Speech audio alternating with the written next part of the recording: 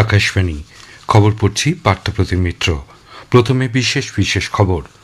প্রধানমন্ত্রী নরেন্দ্র মোদী আজ আকাশবাণীতে ১২৮তম মন কি বাত অনুষ্ঠানে আবারও দেশের ভোকাল ফর লোকাল নীতির সাফল্যের কথা তুলে ধরেছেন। তিনি কৃষিক্ষেত্রে ভারতের রেকর্ড পরিমাণ উৎপাদনের কথাও উল্লেখ করেন। মন কি বাত অনুষ্ঠানে শ্রী মোদী ভারতীয় ক্রীড়াবিদদের সম্প্রতি সাফল্যের কথা, বিশেষ করে আইসিসি মহিলা ক্রিকেট ওয়ার্ল্ড কাপে ভারতের চ্যাম্পিয়ন হওয়ার কথাও স্মরণ করেছেন। কুরুক্ষেত্রের ব্রহ্ম সরোবরে আয়োজিত আন্তর্জাতিক গীতা মহোৎসবে সামিল হওয়ার অভিজ্ঞতাও দেশবাসীর সামনে তুলে ধরেন তিনি। দেশে 12টি রাজ্যে ভোটার তালিকার বিশেষ নিবিড় সংশোধনের পর খসড়া ভোটার তালিকা প্রকাশের দিন 9 ডিসেম্বরের পরিবর্তে 16 ডিসেম্বর প্রকাশিত হবে বলে নির্বাচন কমিশন জানিয়েছে। সংসদের শীতকালীন অধিবেশনের আগে আজ সরকারের ডাকা সর্বদলীয় বৈঠক শুরু হয়েছে। ভারত দক্ষিণ আফ্রিকার একদিনের ক্রিকেট সিরিজের প্রথম ম্যাচটি শুরু হয়েছে। টসে জিতে দক্ষিণ আফ্রিকা ভারতকে ব্যাট করতে পাঠিয়েছে। আসছি বিস্তারিত খবরে। প্রধানমন্ত্রী নরেন্দ্র মোদী আজ আকাশবাণীতে ১২৮তম মন কি বাত অনুষ্ঠানে আবারও দেশের ভোকাল ফর লোকাল নীতির সাফল্যের কথা জোর দিয়ে তুলে ধরেছেন। তিনি বলেছেন, ভোকাল ফর লোকালের ভাবনা দেশের কোটি কোটি মানুষ তাদের দৈনন্দিন জীবনের অংশ করে নিয়েছে। সকলের পছন্দ এবং কেনাকাটার মধ্যে স্বদেশিকতার প্রতি আকর্ষণ বৃদ্ধি পাচ্ছে। এবারের উৎসবের মৌসুমে এই পরিবর্তনের প্রমাণ পাওয়া গেছে। ছোট ছোট দোকানদাররাও এই পরিবর্তন অনুভব করছেন। কিছুদিনের মধ্যে নববর্ষের কেনাকাটা শুরু হবে। সেই সময় স্বদেশি জিনিস কেনাকাটার ওপর শ্রী মোদী জোর দেন। তিনি জানান, এবারে G20 সম্মেলনে বিশ্বের অনেক নেতাকে দেশে তৈরি হস্তশিল্প উপহার দেয়া হয়। मुझे खुशी है कि वोकल फॉर लोकल की भावना को देश के करोड़ों लोगों ने अपने जीवन का हिस्सा बना लिया है। इस साल जब आप त्योहारों की खरीदारी के लिए बाजार में गए होंगे तो एक बात आप सभी ने महसूस की होगी, लोगों की पसंद और घरों में आने वाले सामानों में एक साफ संकेत दिखाई दे रहा था कि देश स्वदेशी की ओर लौट रहा है। आने वाले कुछ दिन में क्रिसमस और नए वर्ष पर खरीदारी का नया दौर शुरू होने वाला है। मैं आपको फिर याद दिलाऊंगा, वोकल फॉर लोकल का मंत्र याद रखें। তিনি জানিয়েছেন, দেশ খাদ্যশস্য উৎপাদনে ঐতিহাসিক রেকর্ড করেছে। ভারত এবছর 357 মিলিয়ন টন অর্থাৎ 35 কোটি 70 লক্ষ টন খাদ্যশস্য উৎপাদনে সক্ষম হয়েছে। 10 বছর আগে খাদ্যশস্য উৎপাদনের তুলনায় বৃদ্ধির পরিমাণ 10 কোটি টন। साथियों, कृषि क्षेत्र में भी देश ने बड़ी उपलब्धि हासिल की। भारत ने 357 मिलियन टन के खाद्यान्न उत्पादन के साथ एक ऐतिहासिक रिकॉर्ड बनाया है। 357 मिलियन टन। 10 साल पहले की तुलना में भारत का खाद्यान्न उत्पादन 100 मिलियन टन और बढ़ गया है। প্রধানমন্ত্রী এদিন হায়দ্রাবাদের স্কাইরুট ইনফিনিটি ক্যাম্পাসে বিশ্বের সবচেয়ে বড় টার্বোফর্ম এয়ারক্রাফট ইঞ্জিন নির্মাণ, মেরামতি ও পরীক্ষার ব্যবস্থা বা MRO ফেসিলিটির কথাও বিশেষ গুরুত্ব দিয়ে উল্লেখ করেছেন। খেলাধুলোর জগতে ভারতের অগ্রগতির কথাও প্রধানমন্ত্রী এদিনের বক্তব্যে উল্লেখিত হয়েছে। কিছুদিন আগে কমনওয়েলথ গেমসের আয়োজক হিসেবে ভারতের নাম ঘোষণা করা হয়েছে। প্রধানমন্ত্রীর এই সাফল্য দেশবাসীর বলে বর্ণনা করেছেন। সেই সঙ্গে এদিন তিনি আন্তর্জাতিক ক্রীড়া মঞ্চে ভারতের সাফল্যের কথা আরও একবার তুলে ধরেন। টোকিও ডেফ অলিম্পিক্সে ভারতের 20টি পদক জয় এবং মহিলা ক্রিকেট দলের আইসিসি বিশ্বকাপ জয়ের কথা ও দৃষ্টিহীন মহিলাদের T20 বিশ্বকাপ ক্রিকেটে চ্যাম্পিয়ন হওয়ার কথাও তার ভাষণে উঠে আসে। कुछ दिन पहले ही टोक्यो में डेफ ओलंपिक्स हुए हैं, जहां भारत ने अपना अब तक का सर्वश्रेष्ठ प्रदर्शन करते हुए 20 मेडल जीते हैं। हमारी महिला खिलाड़ियों ने भी कबड्डी वर्ल्ड कप जीतकर इतिहास ही रख दिया। वर्ल्ड बॉक्सिंग कप फाइनल्स में भी हमारे खिलाड़ियों का प्रदर्शन शानदार रहा, जहां उन्होंने 20 मेडल जीते। जिस बात की और भी अधिक चर्चा हो रही है वो है हमारी महिला टीम का ब्लाइंड क्रिकेट वर्ल्ड कप जीतना। बड़ी बात यह है कि हमारी इस टीम ने बिना एक भी मैच हारे इस टूर्नामेंट को जीता है। सबसे बड़ी जीतों में से एक है जो हर भारतीय को प्रेरित करती रहेगी। শ্রী মোদীর বক্তব্যে এদিন উইন্টার স্পোর্টসের কথাও উঠে এসেছে। তিনি এদিন skiing, snow boarding, snow trekking প্রভৃতি খেলার ওপর জোর দেন। প্রধানমন্ত্রী শীতকালীন পর্যটনের সম্ভাবনার কথাও এদিন বিশেষ গুরুত্ব দিয়ে তুলে ধরেছেন। মন কি বাতে এদিন শ্রী মোদী এন্ডিওরেন্স স্পোর্টসের ওপর বিশেষ জোর দিয়েছেন। তিনি বলেন, যুব সমাজের উদ্ভাবন নতুন নতুন দিকে যাত্রা পথ শুরু করছে। ইসরো সম্প্রতি পুনেতে একটি ড্রোন প্রতিযোগিতার আয়োজন করেছিল। এর লক্ষ্য ছিল মঙ্গল গ্রহের মতন পরিবেশ পরিস্থিতিতে ড্রোন ওড়ানো। প্রধানমন্ত্রী জানান, বেশ কিছু যুবক এই কাজে সাফল্য পেয়েছে। তার মন্তব্য, যুবাদের নিষ্ঠা এবং বৈজ্ঞানিক সম্পর্ক বিকশিত ভারতের বড় শক্তি। প্রধানমন্ত্রী মধু সংগ্রহের ক্ষেত্রে নানা রকম পদ্ধতি ও প্রকরণের কথা মন কি বাতে স্পষ্ট করে জানিয়েছেন। তিনি বলেন, ভারত মধু উৎপাদনে নতুন রেকর্ড তৈরি করেছে। 11 বছর আগে দেশে মধুর উৎপাদন 76,000 মেট্রিক টন ছিল। এখন তা বেড়ে 1.5 লাখ মেট্রিক টন হয়ে গেছে। বিগত কয়েক বছরে মধুর রপ্তানি 3 গুণেরও বেশি বৃদ্ধি পেয়েছে বলে তিনি জানান। মাসিক বেতার অনুষ্ঠানে মন কি বাতে নরেন্দ্র মোদী কুরুক্ষেত্রের ব্রহ্ম সরোবরে আয়োজিত আন্তর্জাতিক গীতা মহোৎসবে সামিল হওয়ার অভিজ্ঞতা দেশবাসীর সামনে তুলে ধরেন। তিনি জানান, চলতি মাসের শুরুর দিকে সৌদি আরবে প্রথমবার কোনো সার্বজনিক মঞ্চে গীতা পাঠের আয়োজন করা হয়।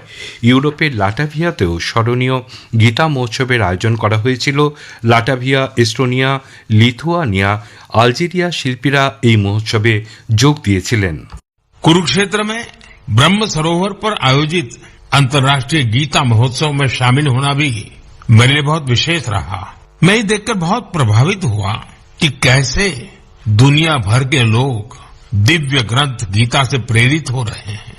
इस महोत्सव में यूरोप और सेंट्रल एशिया सहित विश्व के कई देशों के लोगों की भागीदारी रही। মন কি বাতে এদিন তিনি গত সপ্তাহে মুম্বাইতে INS মাহেকে ভারতীয় নৌসেনা সামিল করার প্রসঙ্গ উল্লেখ করে বলেন, নৌসেনা অত্যন্ত দ্রুততার সঙ্গে স্বনির্ভরতার লক্ষ্যে এগিয়ে চলেছে।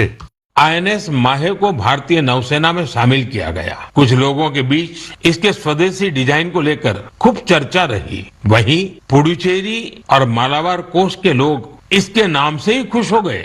दरअसल इसका माहे नाम उस स्थान माहे के नाम पर रखा गया है जिसकी एक समृद्ध ऐतिहासिक विरासत रही है। এবারে স্পটলাইটে শুনবেন প্রধানমন্ত্রীর মন কি বাত নিয়ে বিশেষ অনুষ্ঠান। আমরা কথা বলেছি বিভিন্ন মানুষের সঙ্গে, তাদের মতামত জানতে। আকাশবাণী কলকাতা সংবাদ বিভাগ প্রযোজিত অনুষ্ঠানটি শোনা যাবে আজ রাত 8:30 সঞ্চয়িতা প্রচার তরঙ্গে। আকাশবাণী সংবাদ সোশ্যাল মিডিয়া প্ল্যাটফর্মেও এটি পাওয়া যাবে। এই খবর শুনছেন আকাশবাণী থেকে। নির্বাচন কমিশন জানিয়েছে, গোটা দেশের খসড়া ভোটার তালিকা প্রকাশের তারিখ পিছিয়ে দেওয়া হয়েছে। আগামী 9 ডিসেম্বর পশ্চিমবঙ্গ সহ 12টি রাজ্যে খসড়া ভোটার তালিকা প্রকাশিত হবে বলে জানানো হয়েছিল, তা পিছিয়ে 16 ডিসেম্বর করা হয়েছে। ফলে চূড়ান্ত ভোটার তালিকা প্রকাশিত হওয়ার দিনও পিছিয়েছে। কমিশন জানিয়েছে, 7 ফেব্রুয়ারির পরিবর্তে চূড়ান্ত ভোটার তালিকা প্রকাশিত হবে 14 ফেব্রুয়ারি। এনুমারেশন পর্ব শেষ হচ্ছে 11 ডিসেম্বর। পোলিং স্টেশন পুনর্বিন্যাসের কাজও ওই দিন শেষ হওয়ার কথা। খসড়া তালিকা 16 ডিসেম্বর প্রকাশের পর দাবি দাওয়া ও অভিযোগ জানানো যাবে 2024 সালের 15 জানুয়ারি পর্যন্ত। সংসদের শীতকালীন অধিবেশনের আগে আজ নতুন দিল্লিতে সরকারের ডাকা সর্বদলীয় বৈঠক শুরু হয়েছে। বৈঠকে সভাপতিত্ব করছেন প্রতিরক্ষামন্ত্রী রাজনাথ সিং। উপস্থিত আছেন রাজ্যসভার নেতা জেপি নাড্ডা, সংসদ বিষয়ক মন্ত্রী কিরেন রিজিজু, সংসদ বিষয়ক প্রতিমন্ত্রী অর্জুন রাম মেঘওয়াল ও ডক্টর এল মুরুগান। বৈঠকে রয়েছেন কংগ্রেস নেতা গৌরব গগৈ, ডিএমকে নেতা তিরুচি শিবা, তৃণমূল কংগ্রেসের ডেরেক ওব্রায়েন, শিবসেনার নরেশ মাস্কে প্রমুখ। আগামীকাল সংসদের শীতকালীন অধিবেশন শুরু হবে, চলবে 19 ডিসেম্বর পর্যন্ত। ভারত আজ 3 ম্যাচের একদিনের ক্রিকেট সিরিজের প্রথম ম্যাচে দক্ষিণ আফ্রিকার মুখোমুখি হয়েছে। রাঁচির JSCA ইন্টারন্যাশনাল স্টেডিয়াম কমপ্লেক্সে টসে জিতে দক্ষিণ আফ্রিকা ভারতকে ব্যাট করতে পাঠিয়েছে। দক্ষিণ আফ্রিকার বিরুদ্ধে টেস্ট সিরিজে শোচনীয় পরাজয়ের পর এদিনের সিরিজে ঘুরে দাঁড়াতে মরিয়া ভারতীয় দল। শেষ করার আগে খবরের বিশেষ অংশ আরেকবার। প্রধানমন্ত্রী নরেন্দ্র মোদী আজ আকাশবাণীতে 128তম মন কি বাত অনুষ্ঠানে আবারও দেশের ভোকাল ফর লোকাল নীতির সাফল্যের কথা তুলে ধরেছেন। তিনি কৃষিক্ষেত্রে ভারতের রেকর্ড পরিমাণ উৎপাদনের কথা উল্লেখ করেন। দেশের 12টি রাজ্যের ভোটার তালিকায় বিশেষ নিবিড় সংশোধনের পর খসড়া ভোটার তালিকা প্রকাশের দিন 9 ডিসেম্বরের পরিবর্তে 16 ডিসেম্বর প্রকাশিত হবে বলে নির্বাচন কমিশন জানিয়েছে। খবর এখনকার মতো শেষ হলে পরেই শুনুন স্থানীয় সংবাদ। আকাশবাণী কলকাতা। স্থানীয় সংবাদ পড়ছি অর্ক সেন। প্রধানমন্ত্রী নরেন্দ্র মোদী জানিয়েছেন, দেশ খাদ্যশস্য উৎপাদনে ঐতিহাসিক রেকর্ড করেছে। ভারত চলতি বছর 357 মিলিয়ন টন অর্থাৎ 35 কোটি 70 লক্ষ টন খাদ্যশস্য উৎপাদনে সক্ষম হয়েছে। 10 বছর আগে খাদ্যশস্য উৎপাদনের তুলনায় বৃদ্ধির পরিমাণ 10 কোটি টন। প্রধানমন্ত্রী এদিন হায়দ্রাবাদের স্কাইরুট ইনফিনিটি ক্যাম্পাসে বিশ্বের সবচেয়ে বড় টার্বোফার্ম এয়ারক্রাফট ইঞ্জিন নির্মাণ, মেরামতি ও পরীক্ষার ব্যবস্থা বা MRO ফ্যাসিলিটির কথাও বিশেষ গুরুত্ব দিয়ে উল্লেখ করেছেন। এদিন তিনি আবারও দেশের ভোকাল ফর লোকাল নীতির সাফল্যের কথা জোর দিয়ে তুলে ধরেছেন। আকাশবাণীতে আজ 128তম মন কি বাত অনুষ্ঠানে তিনি বলেছেন, ভোকাল ফর লোকালের ভাবনা দেশের কোটি কোটি মানুষ তাদের দৈনন্দিন জীবনের অংশ করে নিয়েছে। সকলের পছন্দ এবং কেনাকাটার মধ্যে স্বাদেশিকতার প্রতি আকর্ষণ বৃদ্ধি পাচ্ছে। এবারের উৎসবের মরশুমে এই পরিবর্তনের প্রমাণ পাওয়া গেছে। ছোট ছোট দোকানদাররাও এই পরিবর্তন অনুভব করছেন। কিছুদিনের মধ্যে নববর্ষের কেনাকাটা শুরু হবে। সেই সময় স্বদেশী জিনিস কেনাকাটার ওপর শ্রী মোদী জোর দেন। তিনি জানান, এবারের G20 সম্মেলনে বিশ্বের অনেক নেতাকে দেশে তৈরি হস্তশিল্প উপহার দিয়েছেন। मुझे खुशी है कि वोकल फॉर लोकल की भावना को देश के करोड़ों लोगों ने अपने जीवन का हिस्सा बना लिया है। इस साल जब आप त्योहारों की खरीदारी के लिए बाजार में गए होंगे तो एक बात आप सभी ने महसूस की होगी, लोगों की पसंद और घरों में आने वाले सामानों में एक साफ संकेत दिखाई दे रहा था कि देश स्वदेशी की ओर लौट रहा है। आने वाले कुछ दिन में क्रिसमस और नए वर्ष पर खरीदारी का नया दौर शुरू होने वाला है। मैं आपको फिर याद दिलाऊंगा, वोकल फॉर लोकल का मंत्र याद रखें। রাজ্যপাল CV আনন্দ বোস প্রধানমন্ত্রীর আজকের মন কি বাত দেশবাসীকে অনুপ্রেরণা যোগাবে বলে মন্তব্য করেছেন। এদিন তিনি এ প্রসঙ্গে বলেন, প্রধানমন্ত্রী উদ্ভাবনী শক্তির বিকাশের ওপর বিশেষভাবে জোর দিয়েছেন। Today's Man Ki Baat by the Prime Minister with great attention. The address filled me with pride and hope. The Prime Minister spoke of India's progress in many fields. His message reflected confidence, clarity, and national purpose. It showed that India is moving forward with strength and vision. এবারের স্পটলাইটে শুনবেন প্রধানমন্ত্রীর মন কি বাত নিয়ে বিশেষ অনুষ্ঠান। আমরা কথা বলেছি বিভিন্ন মানুষের সঙ্গে তাদের মতামত জানতে। আকাশবাণী কলকাতার সংবাদ বিভাগ প্রযোজিত অনুষ্ঠানটি শোনা যাবে আজ রাত 8:30 সঞ্চয়িতা প্রচার তরঙ্গে। আকাশবাণী সংবাদ সোশ্যাল মিডিয়া প্ল্যাটফর্মেও এটি পাওয়া যাবে। নির্বাচন কমিশন জানিয়েছে, গোটা দেশে খসড়া ভোটার তালিকা প্রকাশের তারিখ পিছিয়ে দেওয়া হয়েছে। আগামী 9 ডিসেম্বর পশ্চিমবঙ্গ সহ 12টি রাজ্যে খসড়া ভোটার তালিকা প্রকাশিত হবে বলে জানানো হয়েছিল। তা পিছিয়ে 16 ডিসেম্বর করা হয়েছে। ফলে চূড়ান্ত ভোটার তালিকা প্রকাশিত হওয়ার দিনও পিছিয়েছে। কমিশন জানিয়েছে, 7 ফেব্রুয়ারির পরিবর্তে চূড়ান্ত ভোটার তালিকা প্রকাশিত হবে 14 ফেব্রুয়ারি। এনুমারেশন পর্ব শেষ হচ্ছে 11 ডিসেম্বর। পোলিং স্টেশন পুনর্বিন্যাসের কাজও ওই দিন শেষ হওয়ার কথা। খসড়া তালিকা 16 ডিসেম্বর প্রকাশের পর দাবি দেওয়া ও অভিযোগ জানানো যাবে 2026 সালের 15 জানুয়ারি পর্যন্ত। SIR-এর কাজে নবনিযুক্ত রোল অবজারভারদের ভূমিকা নিয়ে বিভিন্ন প্রশ্ন ওঠায় নির্বাচন কমিশন এ ব্যাপারে স্পষ্ট ব্যাখ্যা দিয়েছে। কমিশনের তরফে জানানো হয়েছে, রোল অবজারভাররা কোনোভাবেই নির্দেশ দিতে পারবেন না। তাদের কাজ কেবলমাত্র পুরো প্রক্রিয়াটি পর্যবেক্ষণ করা এবং যা কিছু নজরে পড়বে তা রাজ্যের মুখ্য নির্বাচনী আধিকারিক CEO ও কেন্দ্রীয় নির্বাচন কমিশনকে রিপোর্ট আকারে জানানো। কমিশন সূত্রে জানা গেছে, রোল অবজারভাররা প্রতিদিন সাধারণ ভোটারদের সঙ্গে কথা বলবেন, এনুমারেশন ফর্ম ঠিকভাবে পূরণ হয়েছে কিনা তা খতিয়ে দেখবেন। পাশাপাশি নজর রাখবেন কমিশনের জারি করা নির্দেশগুলি সংশ্লিষ্ট বিভাগ কতটা মেনে চলেছে তার উপর।